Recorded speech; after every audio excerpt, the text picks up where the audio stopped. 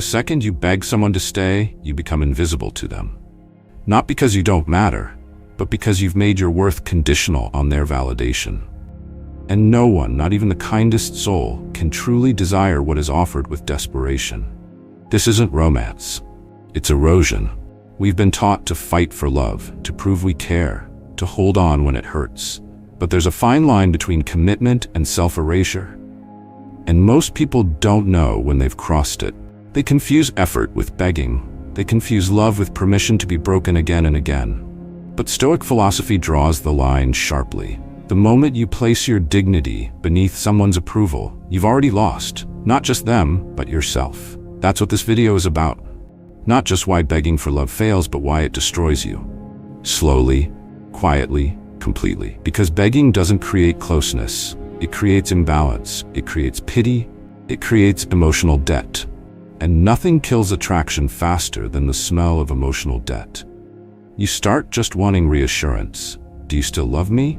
But soon, you're bargaining. You're explaining why you're enough. You're listing your loyalty like a resume. And what was once a connection between equals becomes a courtroom where you're always defending your value while they sit back and judge it. That isn't love. That's a hostage situation dressed in nostalgia. When you beg for someone to love you, you don't just lose their respect. You teach them how little you respect yourself. And the worst part? Even if they do come back, it's never for the right reasons. It's out of guilt, or control, or convenience, never reverence. You think you've saved the relationship, but you've traded the foundation of trust for a leash made of silence and anxiety. So why do we do it? Because we fear abandonment more than we fear self-betrayal. Because we believe that if someone leaves, it must mean we weren't enough. But Stoicism tells the truth that modern culture avoids. Being left doesn't mean you're unworthy. It means the connection reached its honest limit. Epictetus said, "No man is free who is not master of himself." And that includes in love. Especially in love. When you chase someone who's already stepping away, you are handing over the keys to your emotional world and hoping they don't change the locks. But they always do. In this video, you'll learn why begging is the surest way to push love further away, how to return to inner stillness when the fear of loss threatens to drown you, and what it looks like to stand with dignity in the face of emotional uncertainty. If you've ever sent the last message, if you've ever waited for the text that never came, if you've ever apologized for being too much just to stay close to someone who barely saw you, this is for you. Like, share, and subscribe to Victory Stoic, where we choose strength over self-abandonment and clarity over emotional chaos. In the comments, drop your story, or leave this line to anchor yourself. I remember who I am. Now let's talk about what really happens when you trade your self-worth for crumbs of affection, and how to reclaim every piece of it. Number 1, begging for love is handing over the remote to your emotional life. The moment you beg for love, you're not expressing love, you're surrendering control. You are no longer participating in a relationship. You are submitting to a hierarchy you never agreed to, where your emotional reality is now dependent on someone else's permission, availability, and approval. That's not love. That's emotional subjugation. And here's the truth few want to say out loud. Dependency isn't devotion, it's desperation in disguise. When your well-being rises and falls based on whether someone texts you back, says they still care, or stays one more night, you've already handed them power over your inner life. Not shared it, given it away. That's the kind of power exchange a Stoic never consents to. Because once your peace depends on another's whim, you are not in a relationship. You are in captivity. Seneca once wrote, "No man is more unhappy than he who never faces adversity, for he is not permitted to prove himself." Love is not the absence of adversity, but neither should love become the adversity. When you start begging, whether it's in words, gestures, silence, or emotional overfunctioning, you aren't proving anything except that you've stopped believing you can be okay without their approval. Let's make this real. Lisa, 36, a school counselor in Boston, found herself begging for emotional scraps from a partner who had emotionally withdrawn 6 months into the relationship. He stopped calling regularly, stopped showing up, stopped contributing to real conversations. But every time she voiced her concerns, he said she was too sensitive or needy. So Lisa did what many of us do. She scaled back her expectations. She worked harder to not be too much. She sent thoughtful texts without replies. She justified the coldness. She made excuses. She didn't love. She managed. Until one day, she caught herself crying in her car outside his apartment, not because he had hurt her again, but because she no longer recognized herself. That's the cost of emotional dependency. It doesn't just take your dignity, it strips your identity. It rewires your nervous system to associate absence with longing, and longing with love, when in truth, love should feel like clarity, not confusion. Psychologist Dr. Margaret Paul defines this as emotional self-abandonment, a state where you prioritize another person's opinion of you over your own truth. It's when you need their affection to feel okay, and you silence your instincts just to keep them close. And guess what? It never works. Because when you beg for love, you trigger a deep instinct in the other person, to flee. Not because they're cruel, but because human beings are wired to retreat from emotional pressure that feels like need without balance. We are drawn to strength. We admire presence. We respond to clarity. But neediness, in the form of emotional dependency, flips a psychological switch. This person cannot regulate themselves. I must protect my autonomy. That creates a power imbalance so severe that the relationship can't survive unless one of two things happens. Either you reclaim your emotional independence, or they begin to see you as an object to control. Most narcissistic or avoidant types choose the second. So how do you stop giving away control? 1. Reclaim your internal thermostat. Every time you notice yourself spiraling, refreshing your messages, analyzing their last sentence, wondering if you've been too much, pause and ask, who's steering my emotional state right now? Me or someone else? Then do one small act that recenters you. Go for a walk, take 5 breaths, journal your thoughts without editing them for likability. 2. Challenge your narrative of not enough. Most begging begins with the belief that if I were better, they would stay. Flip it. Ask, if they were better, would I even be begging? 3. Get brutally honest about the power dynamic. Write down on paper who initiates, who withdraws, who makes the rules. If you're consistently showing up to prove your worth while they show up when convenient, you're not in love. You're in a one-sided audition. 4. Remember, real love doesn't need to be chased. When someone values you, they don't create scarcity to feel powerful. They show up consistently, peacefully, fully. If they don't, that's your answer, not a test you need to pass. 5. Practice stoic detachment, not as coldness but as clarity. Detachment doesn't mean apathy. It means you anchor yourself in your own values, so you don't collapse every time someone else shifts theirs. Aurelius said, you have power over your mind, not outside events. Realize this and you will find strength. Begging happens when we forget that. When we act as if love is given to the one who pleads loudest, instead of the one who stands most rooted. Don't beg. Don't explain yourself to someone who isn't asking. Don't overfunction in a connection where your presence is tolerated instead of treasured. You don't earn love by surrendering your backbone. You earn love by standing firm in your truth and letting only those who can meet you there stay. Because if they love you, they'll hear you.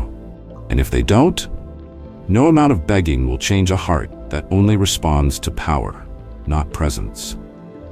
2. Forced affection is a cage, not a choice. Imagine walking into a gallery. There's a beautiful sculpture in the center, delicate, radiant, magnetic. You're drawn to it, but as you step closer, someone grabs your wrist and hisses, "Now say you love it, right now. Say it, or else." The sculpture hasn't changed, but your desire to admire it freely, gone.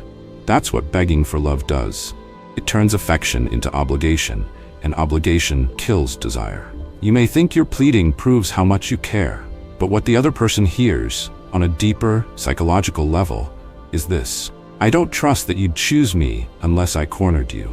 And when love is no longer a free act, it loses its soul. It's no longer given. It's extracted, and no one treasures what they're forced to give. People don't bond through guilt, they bond through freedom.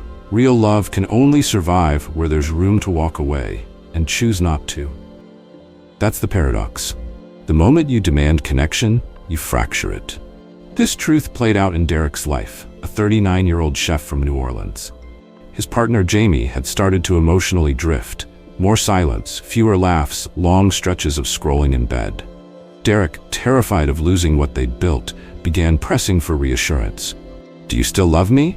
Why don't you touch me like before? Are you thinking of leaving? Each question, meant to bring them closer, only pushed Jamie further. Not because Jamie stopped caring, but because Derek turned love into a quiz Jamie could never pass.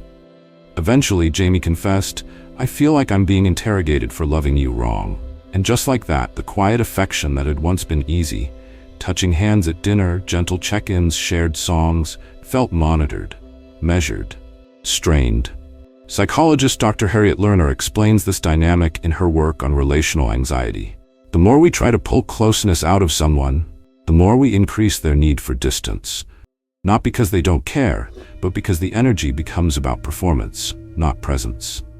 When love feels demanded, it triggers an internal rebellion, even in good people, even in loving partners.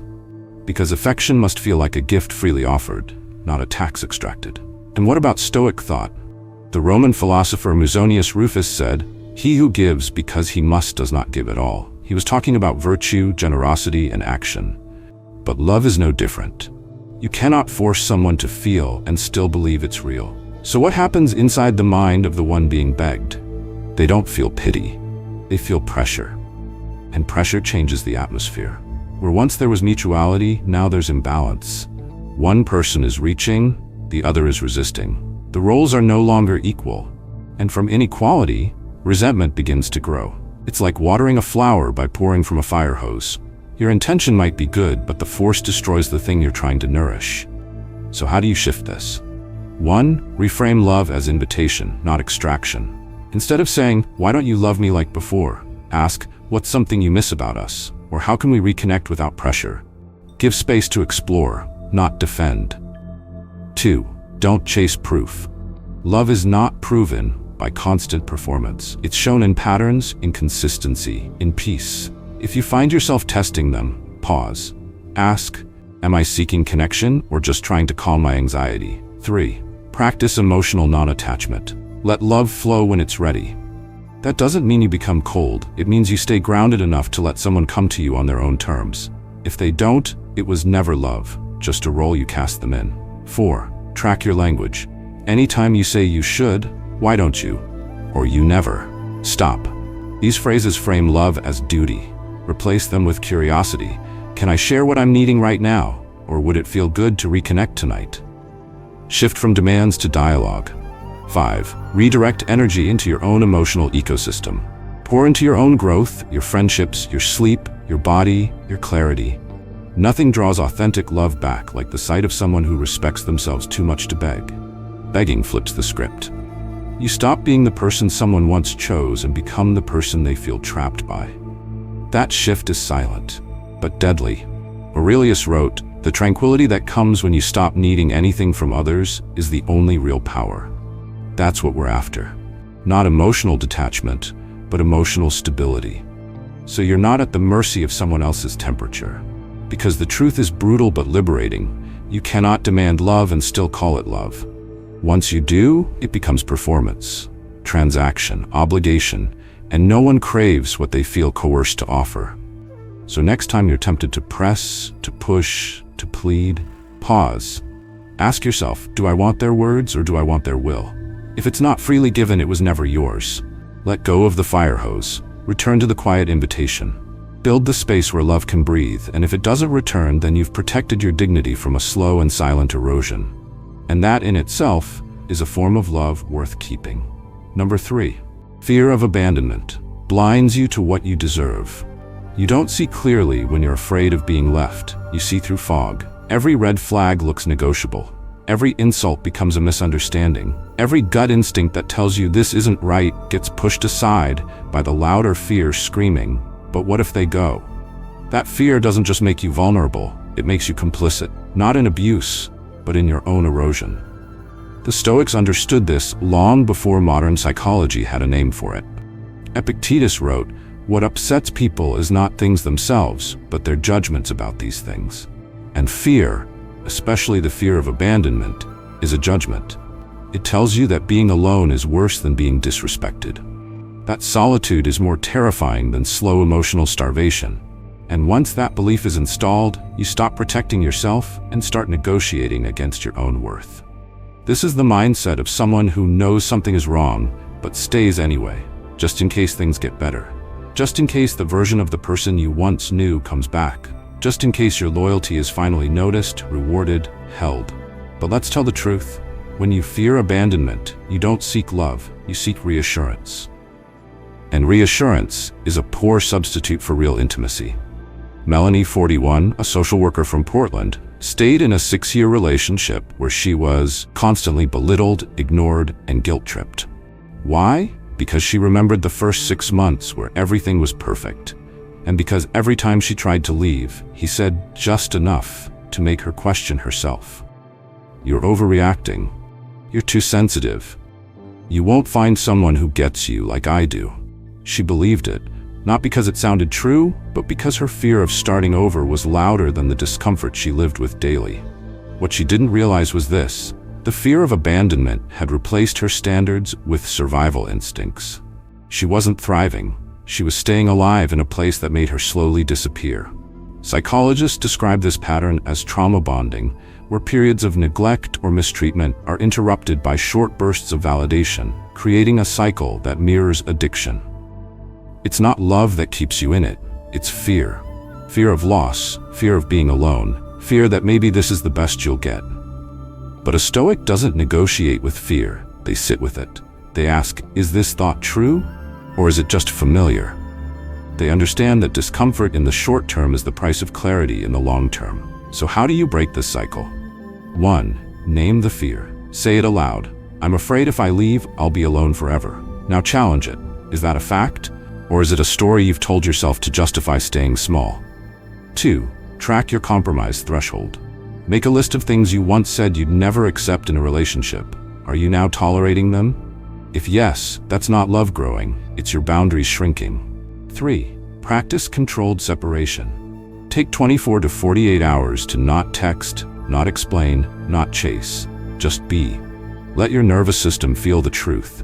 You can survive without immediate reassurance. 4. Journal the version of yourself that existed before the fear took over. What did that person expect in love? What did they say no to? Reconnect to that voice.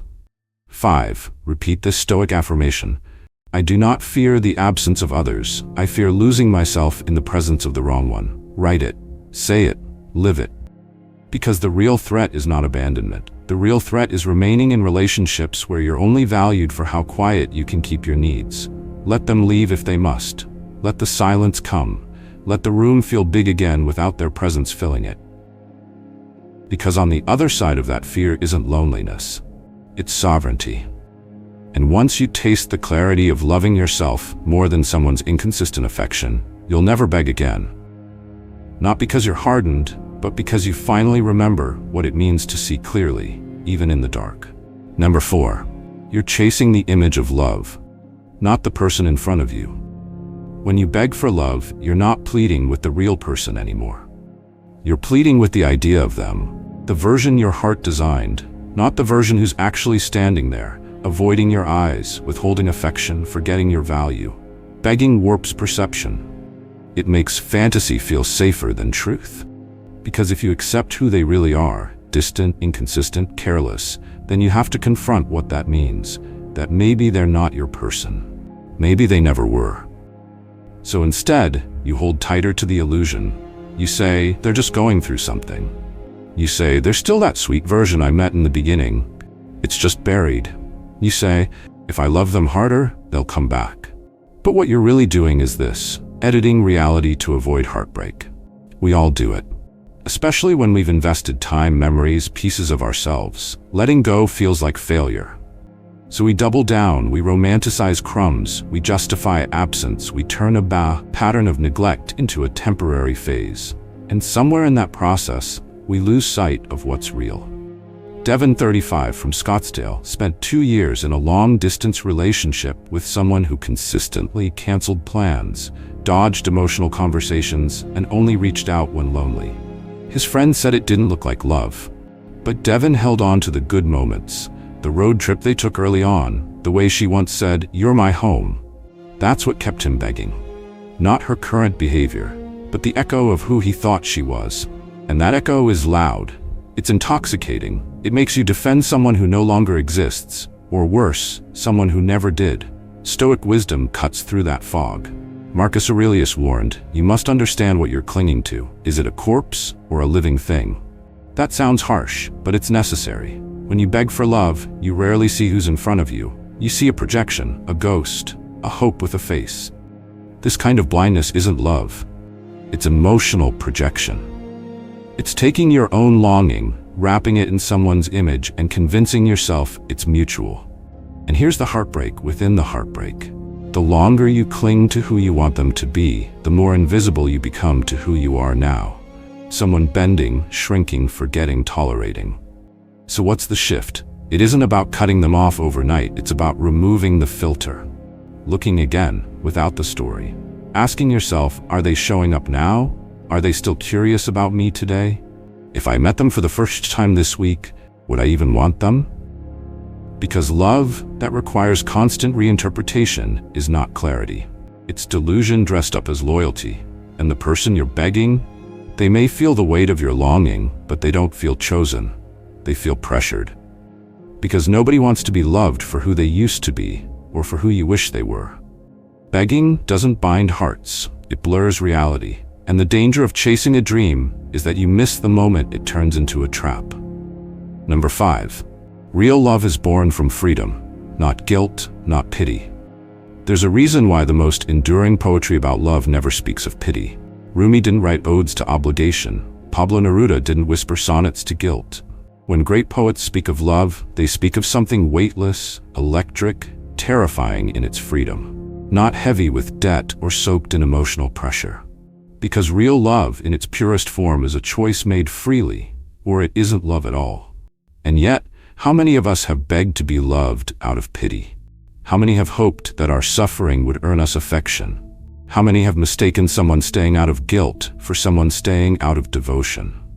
When you beg someone to stay, what you're really asking, often unconsciously, is, "Please don't make me face myself without you." That isn't love, that's fear in a costume. And the moment someone feels obligated to love you out of guilt, affection mutates into burden. You're no longer being chosen, you're being carried. And sooner or later, even the most compassionate shoulders collapse under that kind of weight. Let's talk about Rachel, 38, a marketing manager from Atlanta. Her partner Marcus was kind, smart, deeply empathetic, but emotionally exhausted. Rachel sensed the distance growing, and when she confronted it, she cried. Not just because she feared losing him, but because she believed her pain might keep him. "I just don't know what I'd do without you," she said. "You promised we'd never give up." Marcus didn't walk away, but he didn't stay for the right reason. He stayed because he felt responsible for her well-being. And over the next year, their love didn't deepen, it dissolved into quiet resentment. Not because he didn't care, but because the connection was now shackled by guilt, not sparked by joy. This is what happens when love becomes a rescue mission. In the words of the poet Khalil Gibran, "If you love somebody, let them go, for if they return, they were always yours. And if they don't, they never were." Embedded in that line is a Stoic principle. True connection respects freedom. Anything less is coercion, subtle, unspoken, but still real. The Stoics didn't write poems, but they understood poetry in motion. A mind undisturbed, love that breathes, freedom over clinging. Epictetus taught that we must love others as mortals, aware that they are not ours to keep, but ours to appreciate while they choose to walk beside us. If we must demand their presence, it is no longer companionship, it is captivity. Guilt is the silent killer of intimacy.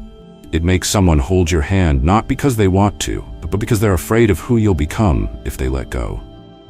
That's not romance, that's emotional blackmail, and we rarely know we're doing it, because it doesn't look like control, it looks like vulnerability. It sounds like, "I can't do this without you," like you're all I have. Like, "After everything I've done, how could you leave?" These phrases don't invite love. They weaponize empathy. But here's the real tragedy. Even if guilt keeps someone beside you, they can't give you real love from that place. They give you compliance, quiet duty, emotional fragments, and deep down, you'll know. You'll feel it every time their eyes look tired when you say, "I love you." every time they touch you like it's a routine, every time silence between you feels heavier than words. Poetry never speaks of this kind of love, because this is not love. It's emotional debt collection, and love can't survive where freedom is denied. So what do we do instead? We stop performing our pain as proof of worth. We stop offering our suffering as collateral. We start believing that real love doesn't require proof through desperation, but recognition through presence. We speak clearly. I want you, but not because I need you to fill a hole I refuse to look at myself. That sentence contains everything guilt cannot hold: strength, awareness, sovereignty. And if they walk away, let them. Because love that stays only when you're in pieces is not love. It's codependence. The love you're worthy of will not come crawling because it feels guilty. It will stand beside you because it wants to, because it chooses to, even on the days when you don't cry, when you don't chase, when you don't beg. So write your own poetry, not in words, but in action. Let your stillness speak louder than your pleading. Let your self-respect be the meter, and your truth, the rhyme. And when love comes next, and it will, welcome it not as a rescue, but as a mirror. One that doesn't ask you to shatter yourself to be worthy. One that sees you already whole, already enough, already free. Number 6. Begging traps you in the outcome and steals the present. When you beg for love, you stop living in reality and start living in prediction. You stop existing in the now and start obsessing over what might happen next. You don't just hope they'll text back. You wait for it like oxygen. You don't just notice how often they call. You count it, analyze it, measure it against the invisible ruler of, am I still wanted? This is the trap. Begging makes your life about their reaction instead of your direction. It makes your emotional state a hostage to someone else's behavior. And even when they say something kind, it doesn't calm you. It only resets the clock. You breathe, but only until the next moment of silence when the anxiety swells again. You stop being a person in motion. You become a sensor, scanning for validation, scanning for affection, for attention, for signs of staying or leaving. You don't enjoy your meals. You don't hear the full conversation with a friend. You're there, but not really. Because part of you is always somewhere else, waiting. This isn't love. This is a psychological bind. It's what cognitive behavioral therapists call outcome dependency, the tendency to base your emotional balance on whether a desired result arrives. And the more emotionally attached you are to that result, the more unstable you become when it's delayed, denied, or even just uncertain. Jason, 33, a graphic designer from Sacramento, was in a relationship where he constantly worried he'd say the wrong thing. His girlfriend had a pattern: warm and open one day, distant the next, never offering clarity. Instead of questioning the dynamic, Jason tried harder. More gifts, more check-ins, more trying to be good enough. Every time she didn't reply quickly, he unraveled. Every time she canceled plans, he'd spiral into self-blame. He stopped playing guitar, stopped going to the gym, stopped laughing with his friends. Because his mind wasn't in his life, it was trapped in her reaction. He wasn't dating her. He was orbiting her. Stoic wisdom calls this misplacing your locus of control, giving your peace to forces outside of your influence. Marcus Aurelius warned, you have power over your mind, not outside events. Realize this, and you will find strength. But when you beg, whether in words or behavior, you place your strength in their hands, hoping they'll use it gently. Often, they don't. Not because they're cruel, but because you've made them responsible for a role they never asked to play. And no one, no matter how loving, can be the full-time manager of your self-worth. So what's the alternative? You stop waiting for their next move and return to yours. You stop refreshing the screen and start refreshing your own breath. You stop rehearsing how they'll respond and start noticing how you respond to yourself, to silence, to stillness. Here's the paradox. You become more attractive the moment you stop depending on the outcome. Not because you're playing hard to get, but because you've become someone hard to rattle. Someone whose worth is not on the auction block every time love gets quiet. To anchor this shift, practice this. 1. Reclaim your attention. When you catch yourself staring at your phone, waiting, pause, put it down. Redirect, stretch, breathe. Read something out loud. Interrupt the spiral with presence. 2. Rebuild your rhythm. Create rituals that are only yours. A morning walk without checking messages. a 30-minute creative session uninterrupted, a phone-off dinner once a week. These are acts of emotional rebellion, of declaring, my life continues even when someone else is silent. 3. Notice the moments you escape your own life to enter theirs. Track how often you're not here. Ask, what am I avoiding in me that makes their attention feel like air? 4. Speak this affirmation daily. I am not waiting. I am living. Love can walk beside me, but never ahead of me. Because begging doesn't only make you look weak to others, it makes you invisible to yourself. You disappear into a version of you that exists only in reaction, never in creation. And that version is never satisfied, because it's not alive in the moment. It's always chasing the future, always trying to edit the past, and always missing the only thing love can actually grow in, the present. So stop begging, not just for dignity, but for the return of your own life. Because every second spent waiting for their validation is a second stolen from your becoming. Let it go. Let them speak, stay, or leave. But you move, you breathe, you return, and you live. Conclusion: love chosen freely is the only love worth keeping. No one truly loves the person who begs to be loved. They may stay out of habit, they may offer comfort out of guilt, but it will never be love, not the kind that makes your chest lift and your soul settle. Because love that is begged for is love that has already slipped away. You can perform, you can plead, you can rewrite yourself into a softer version, a quieter shape, a more palatable presence. But all it does is delay the truth. The moment you have to chase love, you've already left yourself behind. Stoicism doesn't teach us to harden our hearts. It teaches us to root them, to know our value so deeply that another's departure doesn't undo our foundation. To never beg, not because we're too proud, but because we understand. Real connection only exists where freedom lives. If someone needs you to disappear into yourself to make them stay, they're not staying for you. They're staying for the control, for the comfort, for the power imbalance that makes them feel wanted without having to do the work of wanting you back. The Stoic doesn't rage when love walks out. They don't collapse. They bow, internally, quietly, with dignity, because they know that anything real cannot be taken by force, and anything false is better lost than prolonged. Begging for love doesn't keep love alive. It embalms it. It preserves the shape of what once was and turns it into something lifeless, something you carry like a memory that refuses to rot. But you're not here to become a shrine to someone else's absence. You're here to live, to love cleanly, clearly, without needing to perform your pain to earn attention. Let them choose. And if they don't choose you, choose you. Again, fully, fiercely. Because love, the kind that lasts, will never need you on your knees. It will find you upright, walking your path, doing your work, and it will step beside you, not to fix you, not to test you, but to walk with you, in freedom, in truth. If this message struck something in you, if you've ever begged, broken, or bent trying to be enough, then like, share, and subscribe to Victory Stoic, where we choose clarity over chaos and dignity over desperation.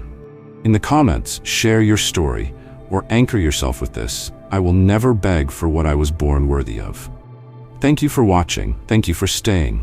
Not for them, for you.